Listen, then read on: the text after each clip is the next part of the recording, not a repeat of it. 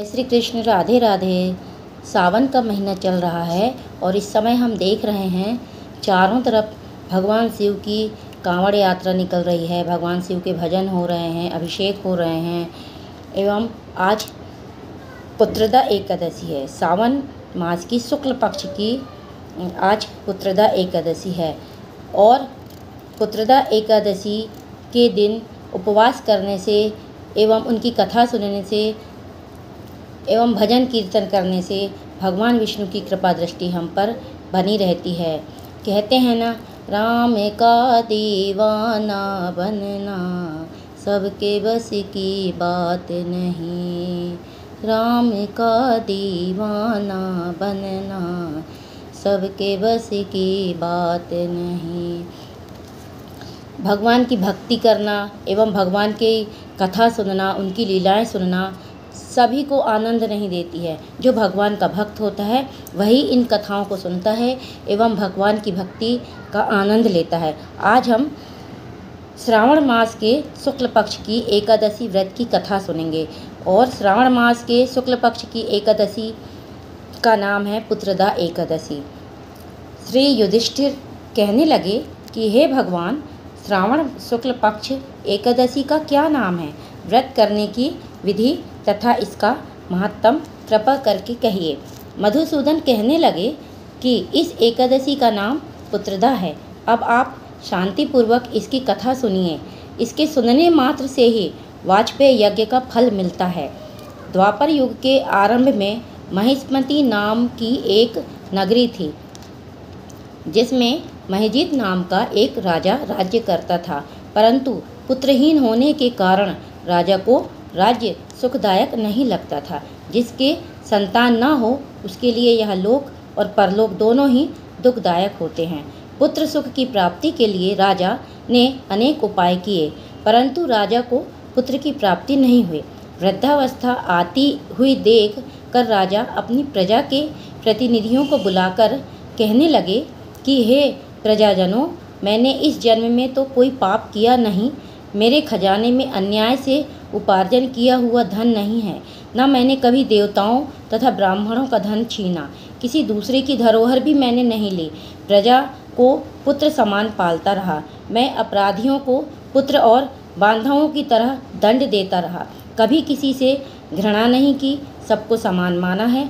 सज्जनों की सदा पूजा करता हूँ। इस प्रकार धर्मयुक्त राज्य करते हुए भी मेरे पुत्र नहीं हैं, सो मैं अत्यंत दुख पा रहा हूँ। इसका क्या कारण है?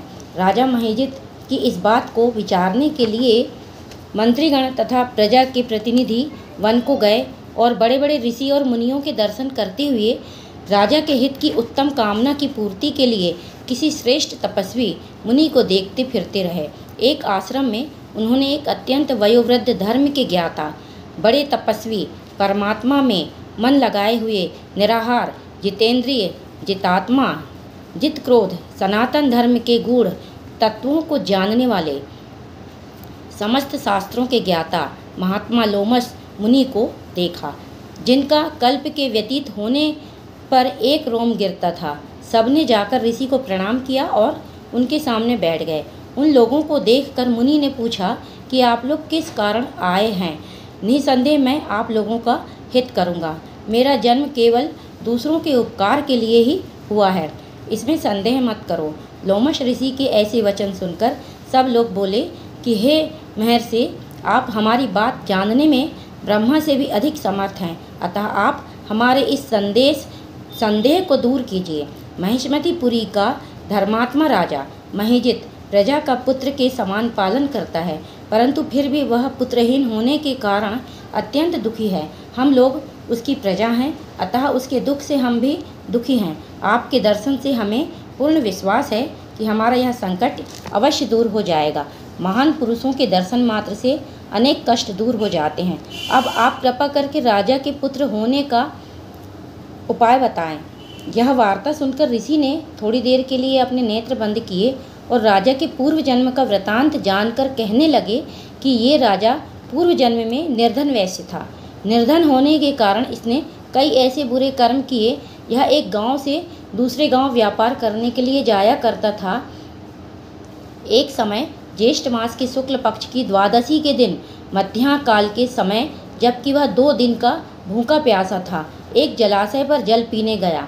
उस स्थान पर एक तत्काल की ब्याई हुई प्यासी गौ जल पी रही थी। राजा ने उस प्यासी गौ को जल पीते हुए हटा दिया और स्वयं जल पीने लगा, इसलिए राजा को यह दुख सहना पड़ा है।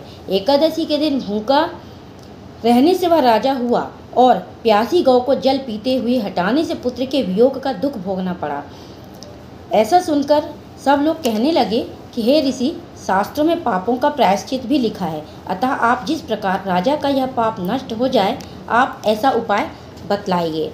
लोमस मुनि कहने लगे कि श्रावण शुक्ल पक्ष की एकादशी को, जिसको पुत्रदा एकादशी भी कहते हैं, तुम सब लोग व्रत करो और रात्रि को जागरण करो, तो इससे राजा का यह पूर्व जन्म का पाप अवश्य नष्ट हो जाएगा, साथ ही राजा को पुत्र की अवश्य प्राप्ति होगी। लोमश ऋषि के ऐसे वचन सुनकर मंत्रियों सहित सारी प्रजा नगर को वापस लौट आई और जब श्रावण शुक्ल पक्ष एकादशी आई तो लोमश ऋषि की आज्ञानुसार राजा सहित सब ने पुत्रदा एकादशी का व्रत और जागरण किया। इसके पश्चात द्वादशी के दिन इसके पुण्य का फल राजा को दिया गया। उस पुण्य के प्रभाव से रानी ने गर्भ धारण किया और प्रसव काल समाप्त होने पर उसके एक बड़ा तपस्वी तेजस्वी पुत्र उत्पन्न हुआ। इसलिए हे राजन, इस श्रावण शुक्ल पक्ष एकादशी का नाम पुत्रदा एकादशी पड़ा। अतः संतान के सुख की इच्छा करने वाले इस व्रत को अवश्य करें। इसके महात्म को सुनने से मनुष्य सब पापों से नष्ट हो जाता है एवं इस लोक में संतान सुख भोगकर परलोक में स्वर्ग को प्राप्त होता है। जय श्री कृष्णा। आप सभी पर भगवान विष्णु की कृपा दृष्टि बनी रहे। जय श्री कृष्णा। राधे राधे।